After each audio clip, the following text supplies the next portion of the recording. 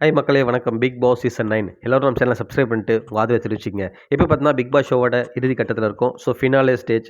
So இன்றைக்கி வந்து பார்த்தீங்கன்னா 3:00 லைவ் ஸ்டார்ட் ஆகுது. ஸோ இதை வந்து நாளைக்கு தான் போடுவாங்க. ஸோ நாளைக்கு ஆஃப்டர்நூனும் இதை மாதிரி வந்து ஃபைனல் யாருக்கு ட்ராஃபி கொடுப்பாங்க. ஸோ மற்ற அவார்ட்ஸ் கேட்டகரிலாம் இல்லையா.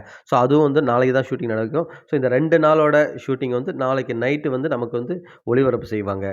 ஸோ நாளைக்கு ஈவினிங் மேக்ஸிமம் எல்லாருக்குமே தெரிஞ்சிடும் யார் வின்னர்னு சொல்லிட்டு சோஷியல் மீடியாவில் பரவ ஆரம்பிச்சிடும். Confirm news.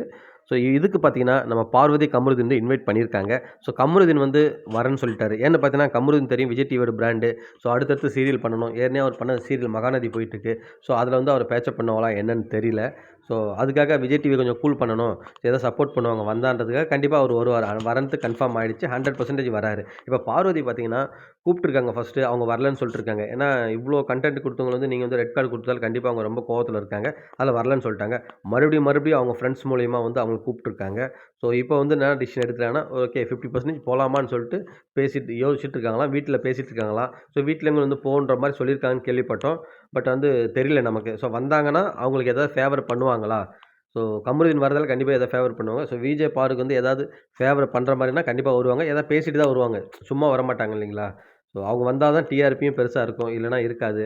ஸோ பார்ப்போம். கண்டிப்பா அவங்க வந்தா ஒரு நல்ல ஒரு சேஞ்சஸ் ஏதாவது இருக்கும்னு நெனைக்கிறோம். ஏன்னா, அவங்க 2 பேருக்கும் ரெட் கார்ட் வாங்கிட்டு போனாங்க இல்லையா?